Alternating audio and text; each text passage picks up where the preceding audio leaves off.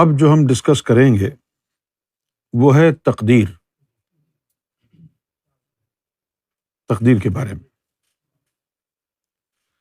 تقدیر دو طرح کی ہے، ازل اور معلق۔ فیٹ اور destiny, it has been classified into different groups. Number one, fate that was recorded in the primordial times. The decision was made there and then. So whatever the decision was made, that's predestined.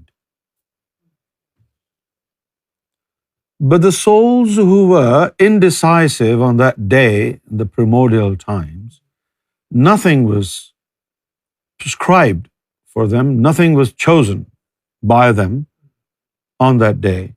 So their book of fate was left blank. So when the book of fate is left blank, it's called suspended. In Urdu, معلق۔ تو ایک ازل کی تقدیر ہے۔ ازلی تقدیر کیا ہوتی ہے کہ جب یوم ازل میں اللہ تعالیٰ نے مختلف نظارے دکھائے تھے، تو کسی نے دنیا کے نظارے چن لیے، کسی نے جنت کے چن لیے، تو یہ ان کی تقدیر بن گئی ازلی۔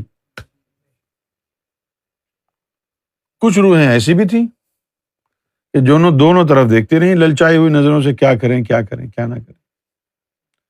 آپ لوگوں کو بھی ایسی بہت سی پریشانیاں لاحق ہوتی ہوں گی جب آپ کوئی چیز خریدتے ہوں گے، ہے نا؟ خاص طور پر گاڑی وغیرہ خریدتے ہیں، جب سوچتا ہے آدمی یہ لوں یا وہ لوں، یہ لوں یا وہ لوں، تو فیصلہ نہیں ہوتا ہے۔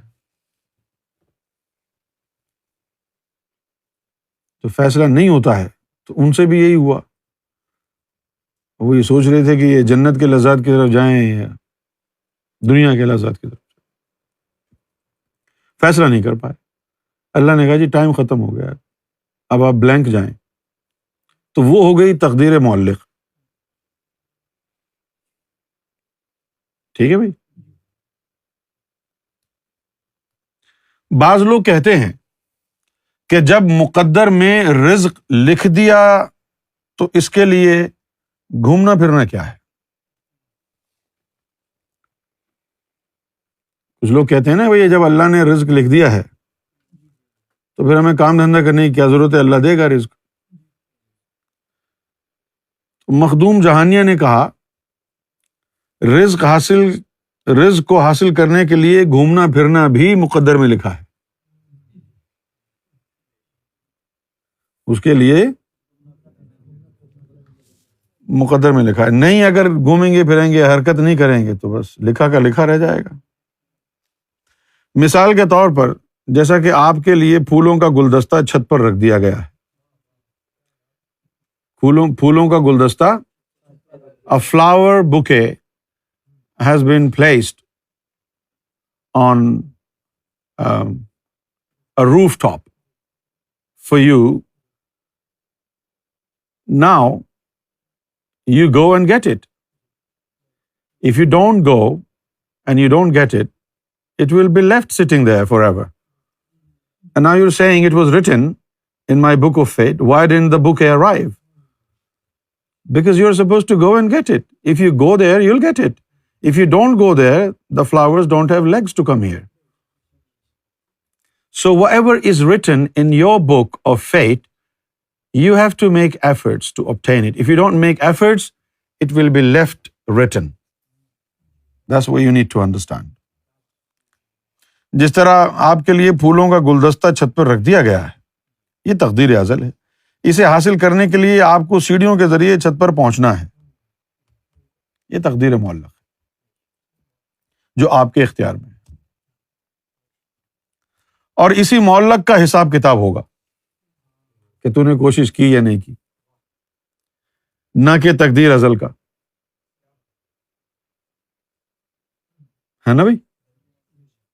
اب جیسے تقدیر ازل میں گناہ لکھے ہیں، اس کا حساب کتاب نہیں ہے کہ کتنے گناہ لکھے ہوئے ہیں۔ گناہ کرنے کی جو کوشش تو کرے گا اس میں پکڑ ہے۔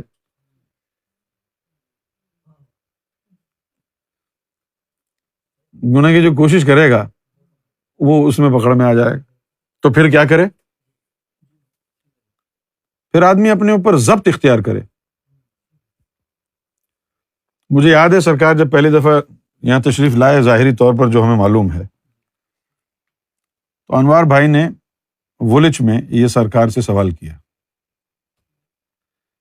سرکار ازلی گناہ کی کوئی پہچان بتا دیں تاکہ ہمیں پتہ ہو کہ یہ ازلی گناہ ہے۔ اب نہ جانے انوار بھائی کے ذہن میں کیا تھا اس وقت، لیکن سرکار نے فرمایا کہ وہ جو ازلی گناہ رب کی طرف سے لکھے ہوتے ہیں وہ کوئی ایک آدھی ہوتا ہے، اور اس کے اوپر انسان کو اختیار نہیں ہوتا، وہ ہو جاتا۔ یعنی آدمی جتنی مرضی آئے کوشش کر لے روکنے کی، رکتا نہیں، وہ ہو جاتا۔ تو آدمی ضبط کر لے، ٹھیک ہے نا؟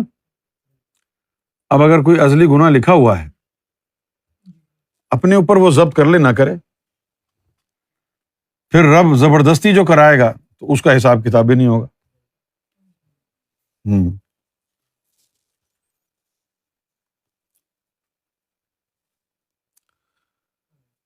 یہ جو تقدیر معلق ہے یہ آپ کے اختیار میں ہے، اور اسی معلق کا حساب کتاب ہوگا۔ اور یہ چیز میں نے اپنی آنکھوں سے دیکھی، آپ یقین کریں۔ میں نے سرکار کی بارگاہ سے یہ سنا کہ جو ذاکر قلبی ہوگا وہ معلق میں نہیں مارا جا سکتا، جب اس کی تقدیر ازل کا وقت آئے گا وہ تبھی مرے گا۔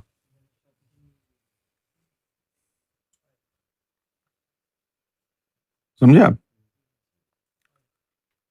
میں نے دیکھا کہ ایک دفعہ تو میں سرکار سے ملنے کے لیے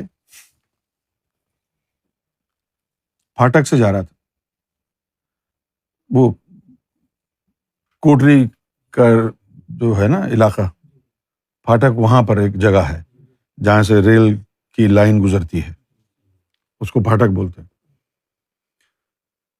وہاں اتر کے پھر وہاں یا تو کوئی رکشہ مل جائے یا پھر وہ سوزوکی پک اپ ہوتا ہے نا، اس کے پیچھے وہ بھی سواری کے لیے استعمال کرتے ہیں۔ تو اس میں سوزوکی پک اپ آیا، اس میں بیٹھ گیا۔ اب اس میں جو بیٹھ گیا میں، تو چلی وہ سامنے سے جو ہے بہت بڑا جو ہے لوری ٹرک لدا ہوا، وہ چنگھاڑتا ہوا دہاڑتا ہوا آ رہا ہے، اور بالکل سامنے یوں، اور اچانک جو ہے کیا ہوا، سرکار نے اس پک اپ کو اٹھا کر وہاں سے سائڈ میں جو ہے اٹھا کے رکھ دیا۔ خدا کی قسم، سرکار کی ذات گواہ ہے، لوگ کہنے لگے کہ یہ تو کرشمہ قدرت ہے، ہمارے بیچ میں کوئی اللہ والا بیٹھا ہوا ہے، خدا کی قسم، لوگ یہ کہنے لگے۔ لٹرلی وہ پک اپ سرکار نے اٹھا کے اور برابر میں اور گزر گیا، اور لوگوں نے تو کلمے پڑھ لیے تھے، کیونکہ بالکل سامنے آ گیا نا، وہ بچ سکتے ہی نہیں تھے، ناممکن تھا۔ تو ایک واقعہ یہ ہوا۔ اچھا، ایک واقعہ پھر یہ ہوا کہ رمضان کا مہینہ تھا، اور رمضان کے مہینے میں روزہ رکھا ہوا تھا، ظاہر ہے سرکار سے ملنے کے بعد جو ہے وہ تو بڑی سختی سے روزے رکھے۔ پھر میں نے نہ سحری کرتا تھا نہ افطار کرتا تھا، پانی پی لیا اور روزہ رکھ لیا۔ گھر والوں نے کچھ گڑبڑ کی، گھر سے نکال دیا۔ افطار کا وقت تھا، اذان بھی ہو رہی تھی، تو میں گھر سے باہر نکل کے اور اپنے خیالوں میں تھا سڑک کے بیچ میں، روڈ کے بیچ میں چل رہا تھا اپنے خیالوں میں، پیچھے سے بس آئی دھاڑتی ہوئی. سرکار کی ذات گواہ ہے، یقین کریں آپ، مجھ سے 1 فٹ پہلے اس نے بس مڑنے کی کوشش کی، نہیں مڑی نا، تو مجھ سے 1 فٹ پہلے آ کے وہ پوری کی پوری بس جو ہے وہ ایسے ہوا میں اڑ کے دوسری طرف گر گئی. میں سامنے کھڑا ہوں، پریشان ہو گئے لوگ، پھر یہ کیا ہو گیا؟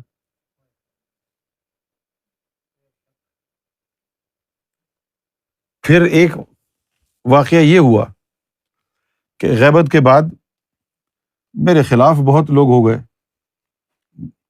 کیسے کیسے بہتان لگا دیے. تو انہوں نے انجمن سرفروشان اسلام والوں نے وہ لڑکوں کو گن دے کر کے کراچی ایئرپورٹ پہ کھڑا کر دیا.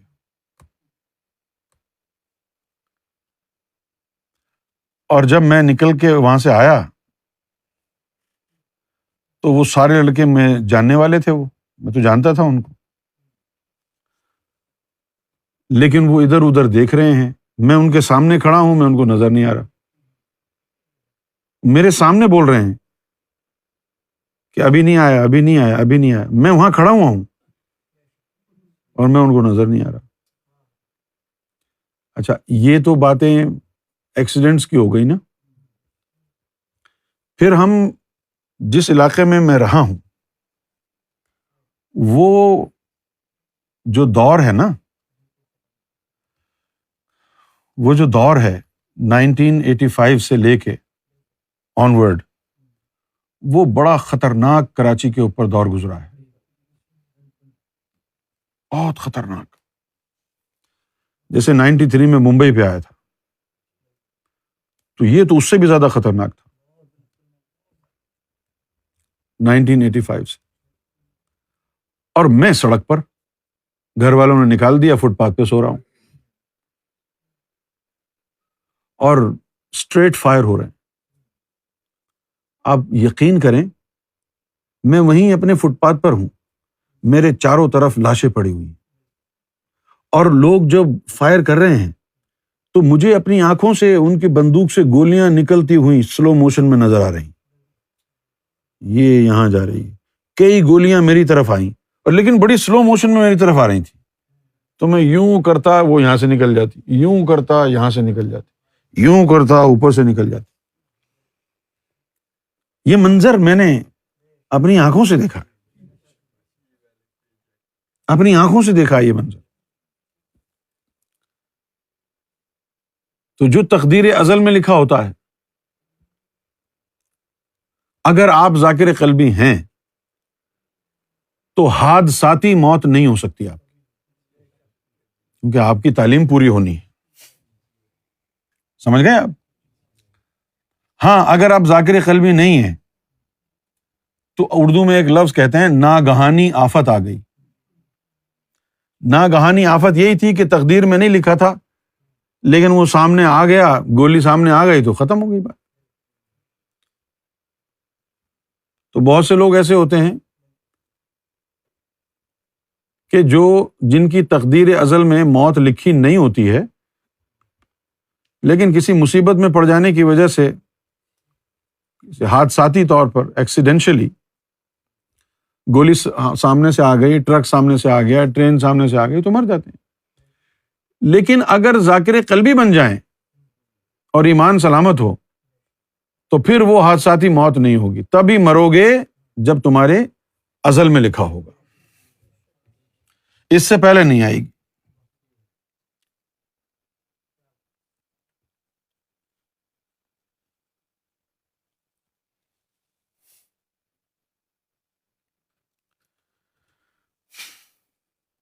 اب میں دوبارہ پڑھ دیتا ہوں. یہ مثال کے طور پر جیسا کہ آپ کے لیے پھولوں کا گلدستہ چھت پہ رکھ دیا گیا ہے، یہ تقدیر ازل ہے. اسے حاصل کرنے کے لیے آپ کو سیڑھیوں کے ذریعے چھت پر پہنچنا ہے. یہ تقدیر معلق ہے جو آپ کے اختیار میں ہے. سامنے سے ٹرین آ رہی ہے، آپ کے اختیار میں، آپ ہٹ جائیں، گزر جائے گی. لیکن آپ نے کہا کہ نہیں میں تو کھڑا رہوں گا، تو مر جائیں گے۔ اور اسی معلق کا حساب کتاب ہوگا، نہ کہ تقدیر ازل کا۔ آپ چھت پر پہنچیں گے اور اپنا نصیب حاصل کر لیں گے۔ اگر آپ نے سستی کی اور چھت تک نہ پہنچے تو اس سے محروم ہو جائیں گے۔ دوسرا شخص جس کے مقدر میں چھت پر گلدستہ نہیں ہے، وہ اگر سیڑھیوں کے ذریعے یا سخت محنت سے بھی چھت پر پہنچ جائے تو محروم ہی رہے گا، کیونکہ گلدستہ تو ہے ہی نہیں، پہنچ جائے چھت پہ کیا کر لے گا تو۔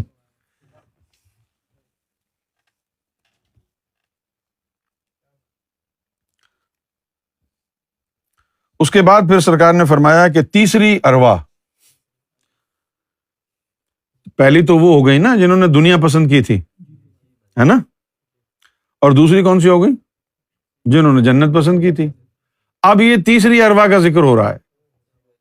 دو تو وہ ہو گئیں، ایک وہ جنہوں نے دنیا کے لذات پسند کیے، دوسری وہ جنہوں نے جنت کے لذات پسند کیے، اور یہ اب تیسری، جنہوں نے نہ دنیا طلب کری اور نہ ہی جنت کی طلبگار ہوئیں، صرف رب کے نظارے کو دیکھتی رہیں۔ یوم ازل میں صرف رب کے نظارے کو دیکھتی رہیں۔ انہوں نے دنیا میں آ کر رب کی تلاش کے لیے اپنا سب کچھ قربان کر دیا، کئی بادشاہتوں کو بھی چھوڑ کر اس کو پانے کے لیے بھوکے پیاسے جنگلوں میں رہتے، حتیٰ کہ کسی نے دریاؤں میں بھی کتنے سال بیٹھ کر گزارے۔ کامیابی کے بعد یہی ولی اللہ کہلائے اور اللہ کی طرف سے مختلف عہدوں اور مختلف ڈیوٹیوں پر فائز ہوئے، اور دوزخیوں کے لیے بھی دوا اور دعا بن گئے۔ کہ اقبال نے کہا، نگاہ مرد مومن سے بدل جاتی ہیں تقدیریں۔ اس لیے عرضی ارواح کے ہر جنم میں مرشد گرو کا چشم دید ہونا، ظاہری آنکھ سے دیکھنا، یہ ہے میرا گرو جو سامنے بیٹھا ہے، یہ لازم ہے، ہر جنم میں لازم ہے۔ یہ نہیں کہ بھئی آپ کا پچھلے جنم میں جو مرشد تھا، آپ نے پھر دوبارہ آپ کی عرضی ارواح نے جنم لیا تو آپ کہیں جی میرا تو وہی مرشد، اب آپ کو نیا گرو ڈھونڈنا پڑے گا، پچھلے جنم کا گرو نہیں چلے گا۔ کیا بولے؟ نیا ڈھونڈنا پڑے گا۔ اس لیے عرضی ارواح کے ہر جنم میں مرشد گرو کا ظاہری آنکھ سے دیکھا جانا لازمی ہے، یعنی آپ نے دیکھا ہو کہ یہ ہے میرا مرشد۔ پچھلے جنم یا خاندان کے زمانے کے مرشد گرو موجودہ شریر جسم سے مبرہ ہو جاتے۔ جب تیرا ایک جنم ختم ہو گیا، تیرا دیہانت ہو گیا، تو مر گیا، تو اس گرو سے تیرا تعلق اور رشتہ بھی ٹوٹ گیا۔ اب دوبارہ جب تیری عرضی ارواح آئیں گی، دوسرا جنم ہوگا، اب تو نے نیا گرو بنانا۔ جیسا کہ نبوت بھی اولو العزم مرسل کے آنے کے بعد مبرہ ہو جاتی ہے، جیسا کہ موسیٰ کلیم اللہ اولو العزم تھے، موسیٰ کلیم اللہ کے بعد جتنے بھی نبی آئے، عیسیٰ روح اللہ کے آنے کے بعد ان کا دین بھی کالعدم قرار دیا گیا۔ اور عیسیٰ روح اللہ سے حضور پاک تک جتنے بھی نبی خطۂ عرب کے علاوہ آئے، وہ حضور پاک کے آنے پر سب کالعدم قرار دیے گئے، لیکن اولو العزم مرسل کے دین کا سلسلہ جاری رہا اور آج تک جاری ہے، جس میں آدم صفی اللہ، ابراہیم خلیل اللہ، موسیٰ کلیم اللہ، عیسیٰ روح اللہ اور محمد رسول اللہ ہیں، اور ہر ولی ان کے نقش قدم پر ہے، کیونکہ انسان کے سینے کے پانچوں لطائف کا تعلق پانچوں رسولوں سے ہے، اس وجہ سے ان کی نبوت اور فیض روحانی قیامت تک رہے گا۔ یہ جو کہتے ہیں کہ بغیر کلمہ پڑھے کوئی جنت میں نہیں جائے گا، اس کا مقصد کسی ایک نبی کا کلمہ نہیں ہے، بلکہ کسی بھی اولو العزم نبی کے دین اور کلمے کی طرف اشارہ ہے۔ تب ہی حضور پاک صلی اللہ علیہ وآلہ وسلم نے فرمایا بھی تھا کہ میں ان اولو العزم مرسل کی کتابوں یا دین کو جھٹلانے کے لیے نہیں آیا بلکہ اصلاح کے لیے آیا ہوں، یعنی کتابوں میں جو رد و بدل ہو گیا تھا۔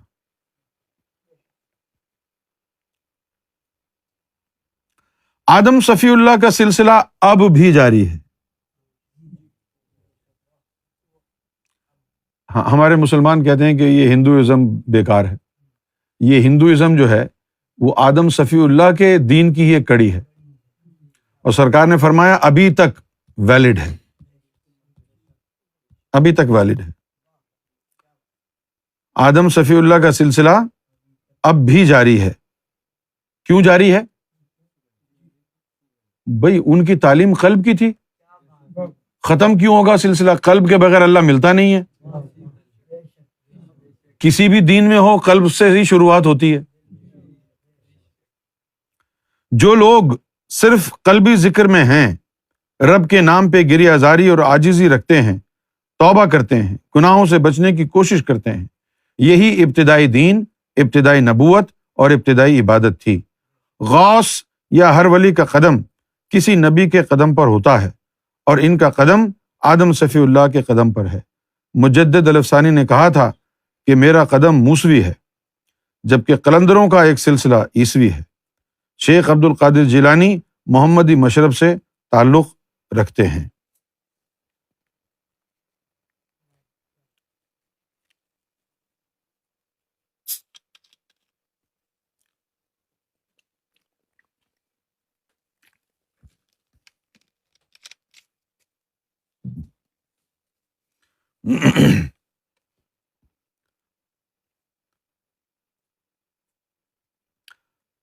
اب عنوان ہے، سرکار فرماتے ہیں سوچ تو ذرا تو کس آدم کی اولاد میں سے ہے؟ سوچ تو ذرا تو کس آدم کی اولاد سے ہے؟ کچھ الہامی کتابوں میں لکھا ہے کہ اس دنیا میں 14,000 آدم آ چکے ہیں، اور کسی نے کہا کہ آدم صفی اللہ 14واں اور آخری آدم ہے۔ اس دنیا میں واقعی بہت سے آدم ہوئے ہیں۔ جب صفی اللہ کو مٹی سے بنایا جا رہا تھا تو فرشتوں نے کہا تھا کہ یہ بھی دنیا میں جا کر دنگا فساد کرے گا، یعنی فرشتے پہلے والے آدموں کے حالات سے باخبر تھے، ورنہ انہیں کیا خبر کہ اللہ کیا بنا رہا ہے اور یہ جا کر کیا کرے گا۔ لوح محفوظ میں مختلف زبانیں، مختلف کلمے، مختلف جنتر منتر، مختلف اللہ کے نام، مختلف صورتیں، حتیٰ کہ جادو کا عمل بھی درج ہے، جو کہ ہاروت ماروت 2 فرشتوں نے لوگوں کو سکھایا تھا، اور بطور سزا وہ دونوں فرشتے مصر کے ایک شہر بابل کے کنویں میں الٹے لٹکے ہوئے۔ ہر آدم کو کوئی زبان سکھائی، پھر ان کی قوم میں نبیوں کو ہدایت کے لیے بھیجا، تبھی کہتے ہیں کہ دنیا میں 1.25 لاکھ نبی آئے، جبکہ آدم صفی اللہ کو آئے ہوئے 6,000 سال ہوئے ہیں۔ اگر ہر سال ایک نبی آتا تو 6,000 ہی ہوتے۔ کچھ عرصہ بعد ان اقوام کو ان کی نافرمانی کی وجہ سے تباہ کیا، جیسا کہ آثار قدیمہ کے شہروں کا بعد میں نمودار ہونا اور وہاں کی لکھی ہوئی زبانوں کو کسی کا بھی نہ سمجھنا، اور کسی قوم کو پانی کے ذریعے غرق کیا، اور ان میں سے نوح طوفان کی طرح کچھ افراد ان خطوں میں بچ بھی گئے۔ آخر میں صفی اللہ کو ان سب سے بہتر بنا کر عرب میں بھیجا گیا، اور بڑے بڑے نبی بھی اس آدم کی اولاد سے پیدا ہوئے۔ مختلف آدموں کی مختلف زبانیں ان کی بچی ہوئی قوموں میں رہیں۔ جب آخری آدم آئے تو ان کو سریانی زبان سکھائی گئی۔ جب آپ کی اولاد نے دور دراز کی سیاحت کی تو پہلے والی قوموں سے بھی ملاقات ہوئی، اور کسی نے اچھی جگہ یا سبزہ دیکھ کر ان کے ساتھ ہی بود و باش اختیار کر لی۔ عرب میں سریانی ہی بولی جاتی تھی، پھر یہ اقوام کے میل جول سے عربی، فارسی، لاطینی، سنسکرت وغیرہ سے ہوتی ہوئی انگریزی سے جا ملی۔ مختلف جزیروں میں مختلف آدموں کی اولاد مقیم تھی۔ ان میں سے ایک خانہ بدوش بھی آدم تھا جس کی اولاد آج بھی موجود ہے اور جس کے ذریعے مختلف قومیں دریافت ہوئیں۔ سمندر پار کے جزیروں والی قومیں ایک دوسرے سے بے خبر تھیں۔ اتنے دور دراز سمندری سفر نہ تو گھوڑوں سے کیا جا سکتا تھا اور نہ ہی چبو والی کشتیاں پہنچا سکتی تھی۔ کولمبس مشینی جہاز، سمندری جہاز بنانے میں کامیاب ہوا، جس کے ذریعے وہ پہلا شخص تھا جو امریکہ کے خطے کو پہنچا۔ کنارے پر لوگوں کو دیکھا جو سرخ تھے، اس نے سمجھا اور کہا شاید انڈیا آ گیا ہے، اور وہ انڈین ہے۔ تبھی اس قوم کو ریڈ انڈین کہتے ہیں، جو نارتھ ڈکوٹا کی ریاست میں اب بھی موجود ہیں۔ ریڈ انڈین کے ایک قبیلے کے سردار سے پوچھا کہ آپ کا آدم کون ہے؟ اس نے جواب دیا کہ ہمارے مذہب کے مطابق ہمارا آدم ایشیا میں سے ہے۔ مذہب کے مطابق ہمارے مذہب کے مطابق ہمارا آدم ایشیا میں سے ہے، جس کی بیوی کا نام ہوا ہے، لیکن ہماری تاریخ کے مطابق ہمارا آدم ساؤتھ ڈکوٹا کی ایک پہاڑی سے آیا تھا۔ اس پہاڑی کی نشاندہی اب بھی موجود ہے۔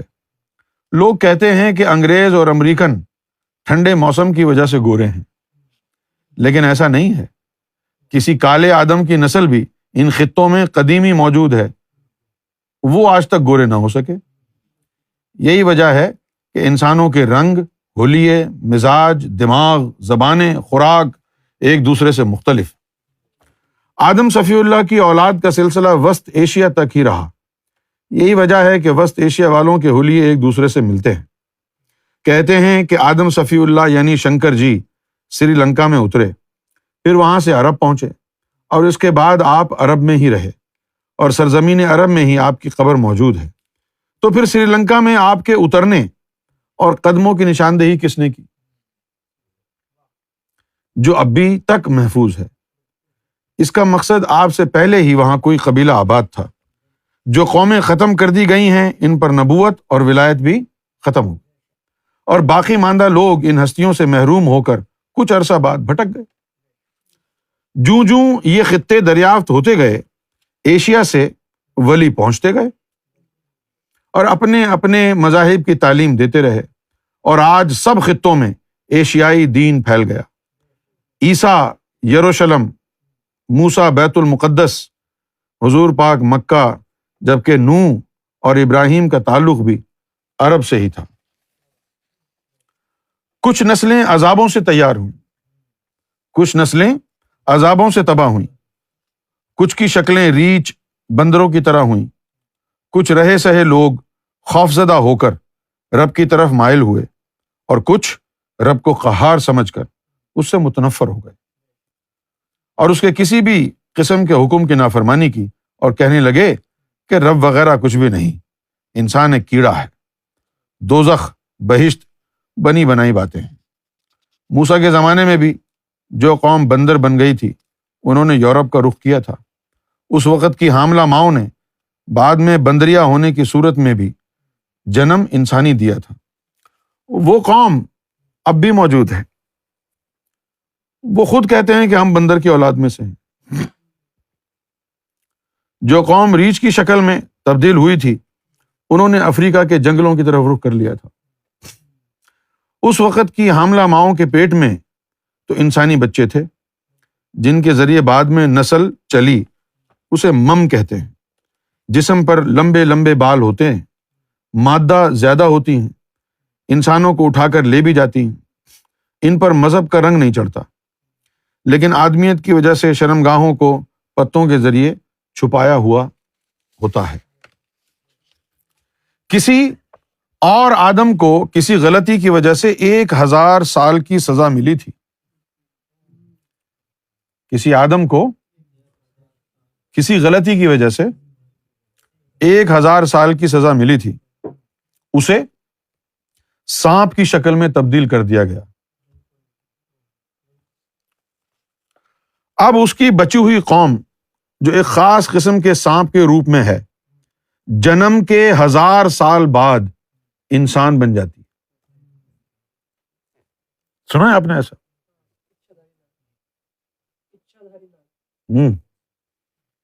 وہ کیسا ہوتا ہے؟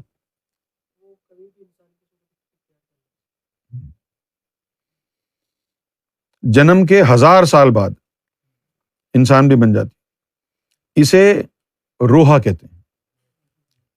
تاریخ میں ہے کہ ایک دن سکندر اعظم شکار کے لیے کسی جنگل سے گزرا، دیکھا کہ ایک خوبصورت عورت رو رہی ہے۔ پوچھنے پر اس نے بتایا کہ میں چین کی شہزادی ہوں، اپنے شوہر کے ہمراہ شکار کو نکلے تھے، لیکن شوہر کو شیر کھا گیا، میں اب تنہا رہ گئی ہوں۔ سکندر نے کہا میرے ساتھ آؤ، میں تمہیں واپس چین بھیج دوں گا۔ عورت نے کہا شوہر تو مر گیا، میں اب واپس جا کر کیا منہ دکھاؤں گی؟ سکندر اسے گھر لے آیا، اس سے شادی کر لی۔ کچھ مہینوں کے بعد سکندر کے پیٹ میں درد شروع ہو گیا، ہر قسم کا علاج کرایا مگر کوئی آفاقہ نہ ہوا، درد بڑھتا گیا، حکیم عاجز آ گئے۔ ایک سپیرا بھی سکندر کے علاج کے لیے آیا، اس نے سکندر کو علیحدہ بلوا کر کہا کہ میں آپ کا علاج کر سکتا ہوں لیکن میری کچھ شرطیں ہیں، اگر چند ہی دنوں میں میرے علاج سے شفا نہ ہوئی تو بے شک مجھے قتل کرا دینا۔ آج کی رات کھچڑی پکواؤ، نمک ذرا زیادہ ہو، دونوں میاں بیوی پیٹ بھر کر کھاؤ، کمرے کو اندر سے تالا لگاؤ کہ دونوں میں سے کوئی باہر نہ جا سکے۔ تم کو سونا نہیں، لیکن بیوی کو ایسا لگے کہ تم سو رہے ہو، پانی کا قطرہ بھی اندر موجود نہ ہو۔ سکندر نے ایسا ہی کیا۔ رات کے کسی وقت بیوی کو پیاس لگی، دیکھا پانی کا برتن خالی ہے، پھر دروازہ کھولنے کی کوشش کی، دیکھا کہ تالا لگا ہے، پھر شوہر کو دیکھا، محسوس ہوا کہ بے خبر سو رہا ہے، تو پھر سپنی بن کے نالی کے سوراخ سے باہر نکل گئی، پانی پی کر پھر سپنی کی صورت میں داخل ہو کر عورت بن گئی۔ سکندر اعظم یہ سارا ماجرا دیکھ رہا تھا۔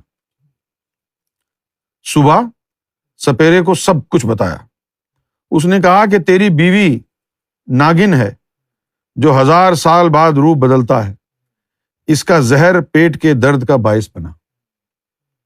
پھر اس عورت کو سیر کے بہانے سمندر میں لے گئے، اس عورت کو سیر کے بہانے سمندر میں لے گئے، اور جس جگہ پھینکا وہ نشان اب بھی موجود ہے، اسے سد سکندری کہتے ہیں۔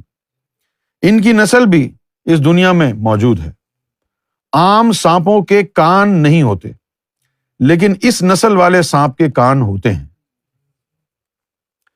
پتہ نہیں کس قبیلے کا، پتہ نہیں کس آدم کا قبیلہ چین کے پہاڑوں میں بند ہے۔ ان کے اس خطے میں داخلے کو روکنے کے لیے ذوالقرنین نے پتھروں کی دیوار بنا دی تھی۔ ان کے لمبے لمبے کان ہیں، ایک کو بچھا لیتے ہیں، دوسرے کو اوڑھ لیتے ہیں۔ انہیں یاجوج ماجوج کہتے ہیں۔ سائنس نے کافی خطے تلاش کر لیے ہیں، لیکن ابھی بھی کافی خطے دریافت کرنے باقی ہیں۔ ہمالیہ کے پیچھے بھی برفانی انسان موجود ہے، بہت سے انسان جنگلوں میں بھی موجود ہیں، ان کی زبان ان کے علاوہ کوئی نہیں جانتا، وہ بھی اپنے آدم کے طریقے پر عبادت کرتے ہیں، اور ضابطۂ حیات کے لیے ان کا بھی سرداری نظام قائم ہے۔ ان بر اعظموں کے علاوہ اور بھی بڑی زمینیں ہیں، جیسا کہ چاند، سورج، مشتری، مریخ وغیرہ، وہاں بھی آدم آئے، لیکن وہاں قیامتیں آ چکی، کہیں آکسیجن کو روک کر اور کہیں زمین کو تہس نہس کر دیا گیا۔ کل ہم مریخ والا چیپٹر پڑھیں گے۔ مجھے امید ہے کہ آپ اس سے لطف اندوز ہو رہے ہوں گے۔ اب ہم ذکر کریں گے